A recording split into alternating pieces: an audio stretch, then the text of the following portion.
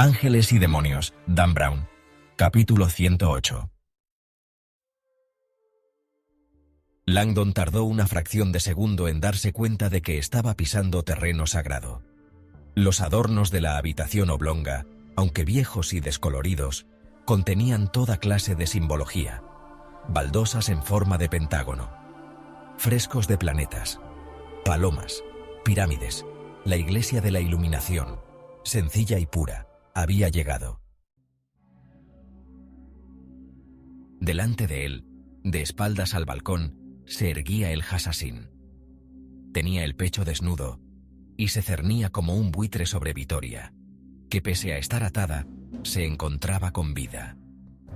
Langdon sintió que una oleada de alivio le invadía.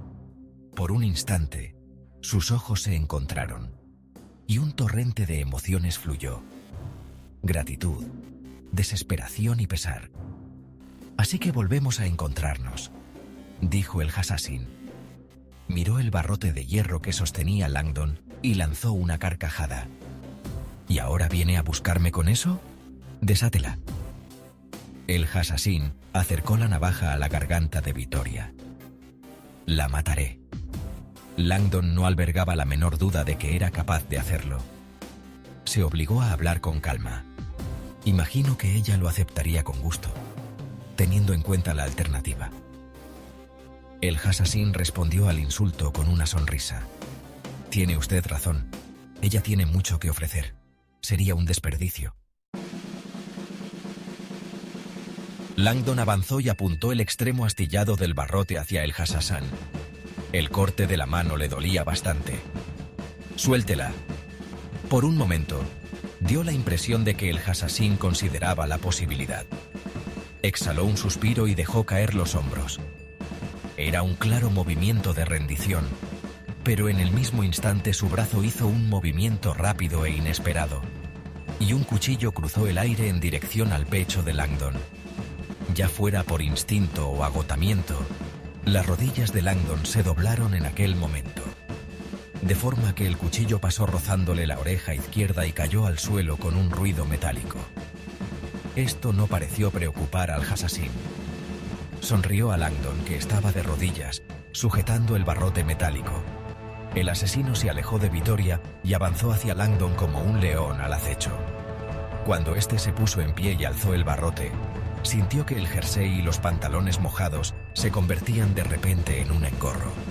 El Hassassin semidesnudo parecía moverse con mucha más rapidez, y por lo visto, la herida del pie no le molestaba. Langdon presintió que este hombre estaba acostumbrado al dolor. Por primera vez en su vida, conoció el deseo de empuñar una pistola muy grande. El Hassassin se movía despacio, como si disfrutara, en dirección al cuchillo caído en el suelo. Langdon le cortó el paso. Entonces, el asesino intentó regresar a donde estaba Vitoria. De nuevo Langdon se interpuso en su camino. «Aún hay tiempo», improvisó Langdon. «Dígame dónde está el contenedor. El Vaticano pagará más de lo que los Illuminati podrían reunir jamás». «Qué ingenuo es usted». Langdon atacó con el barrote. El Hassassin lo esquivó. Langdon rodeó un banco, con el arma sujeta ante él, empeñado en acorralar al Hassassin en una habitación oval. Esta maldita habitación no tiene esquinas. Cosa rara, el Hassassin no parecía interesado en atacar o huir. Estaba siguiéndole la corriente a Langdon, esperando. ¿Esperando qué? El hombre seguía desplazándose, un maestro en adoptar la posición más conveniente. Era como una partida de ajedrez interminable. El arma empezaba a pesarle a Langdon, y de repente supo qué estaba esperando el Hassassin. «Me está cansando». La táctica funcionaba. Una oleada de cansancio se apoderó de él. La adrenalina sola no bastaba para mantenerle vigilante. Sabía que debía moverse. Como si leyera la mente de Langdon, el Hassassin cambió de posición una vez más. Dio la impresión de que estaba conduciéndole hacia una mesa situada en el centro de la habitación. Langdon sabía que había algo sobre la mesa. Algo brillaba a la luz de la antorcha. ¿Un arma? Mantuvo los ojos clavados en el Hassassin y se acercó a la mesa. Cuando el asesino dirigió una larga y cándida mirada a la mesa, Langdon intentó no morder el evidente anzuelo, pero el instinto se impuso. Lanzó una mirada. El daño ya estaba hecho. No era un arma. Lo que vio le fascinó. Sobre la mesa descansaba un cofre de cobre rudimentario, incrustado de una antigua pátina. El cofre era pentagonal. La tapa estaba abierta. Había 5 hierros de marcar dentro de 5 compartimientos acolchados, 5 largas herramientas repujadas con robustos mangos de madera. A Langdon no le cupo ninguna duda de lo que decían. Illuminati, Earth, Air, Fire, Water. Langdon echó la cabeza hacia atrás, temeroso de que el Assassin se precipitara sobre él. No lo hizo. El hombre estaba esperando, deleitado con el juego. Langdon luchó por recuperar su concentración, clavó los ojos en su enemigo y le amenazó con la barra. Pero la imagen del cofre seguía clavada en su mente.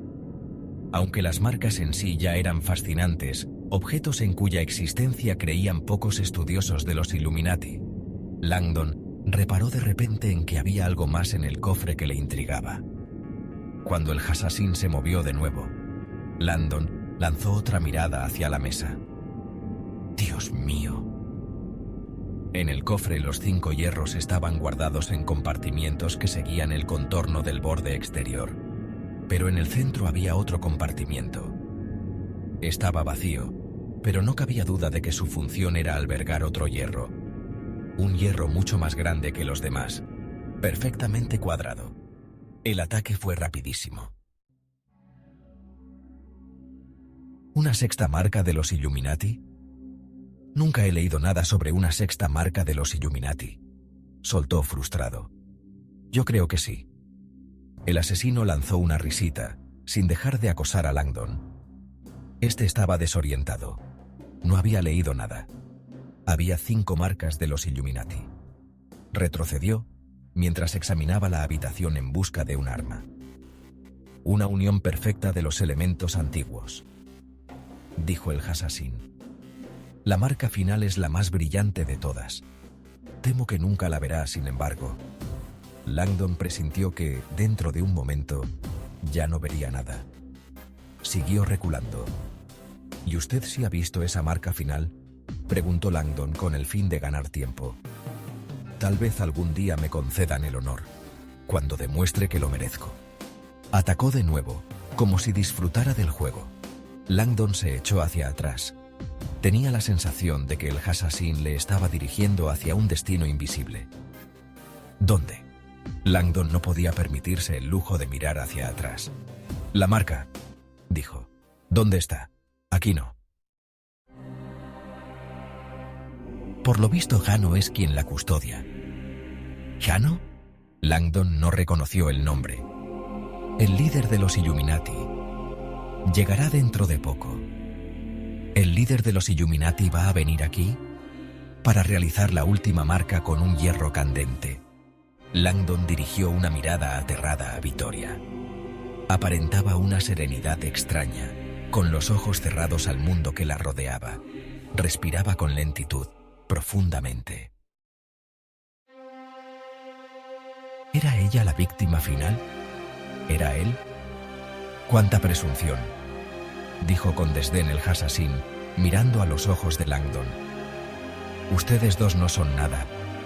Morirán, por supuesto, no le quepa duda. Pero la víctima final de la que hablo es un enemigo muy peligroso. Langdon intentó descifrar las palabras del Assassin. ¿Un enemigo peligroso? Los 4 cardenales más importantes habían muerto. El Papa había muerto. Los Illuminati habían acabado con todos. Langdon encontró la respuesta en el vacío de los ojos del Assassin. El Camarlengo.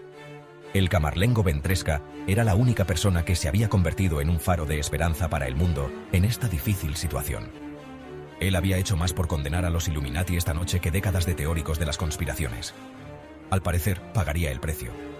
Era el último objetivo de los Illuminati. Nunca conseguirá matarle, le retó Langdon. No seré yo, contestó el Assassin, al tiempo que obligaba a Langdon a retroceder más. Ya no se ha reservado el honor. ¿El líder de los Illuminati pretende marcar al Camarlengo? El poder tiene sus privilegios. Nadie podría entrar ahora en el Vaticano.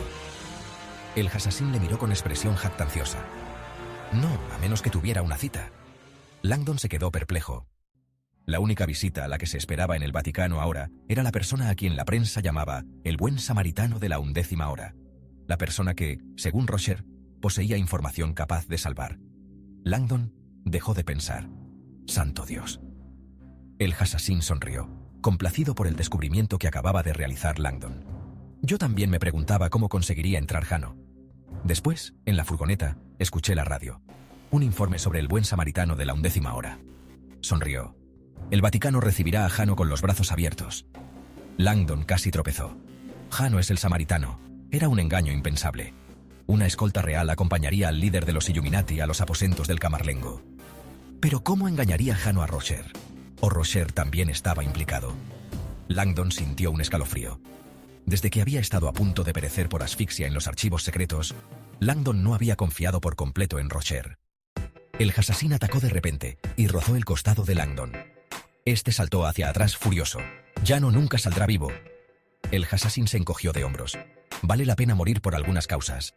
Langdon intuyó que el asesino hablaba en serio. ¿Jano acudía al Vaticano en una misión suicida? ¿Una cuestión de honor? Por un instante, la mente de Langdon abarcó todo el aterrador ciclo. El complot de los Illuminati había trazado un círculo. El sacerdote a quien los Illuminati habían aupado sin querer al poder cuando asesinaron al Papa se había revelado un formidable adversario. En un acto final de desafío, el líder de los Illuminati le destruiría. De repente, Langdon sintió que la pared que tenía detrás desaparecía. Notó una ráfaga de aire frío y se tambaleó hacia atrás. ¡El balcón! Comprendió ahora las intenciones del Hassassin. Intuyó al instante el precipicio que había detrás, una caída de 30 metros hasta el patio. Lo había visto al entrar. El Hassassin no perdió el tiempo. Se lanzó hacia él. La lanza improvisada apuntaba al abdomen de Langdon. Este saltó hacia atrás y la punta del barrote solo le rasgó la camisa. De nuevo la vio volar hacia él. Retrocedió un poco más y notó la balaustrada justo detrás. Convencido de que la siguiente embestida le mataría, intentó algo absurdo. Extendió la mano y agarró el barrote. Sintió una llamarada de dolor en la palma, pero no se arredró. Lucharon un momento cara a cara, y Langdon notó el aliento fétido del Hassassin. El barrote empezó a resbalar. El hombre era demasiado fuerte.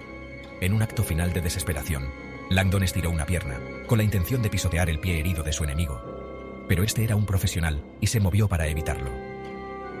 Langdon había jugado su última carta, y sabía que había perdido la mano. El Hassassin lanzó los brazos hacia adelante con violencia, y Langdon salió proyectado contra la barandilla.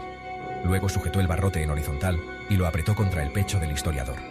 La espalda de este se arqueó sobre el abismo. «Ma Salama», se burló el asesino. «Adiós». Con una mirada de crueldad, el Hassassin dio un empujón final. El centro de gravedad de Langdon se desplazó, y sus pies perdieron el contacto con el suelo.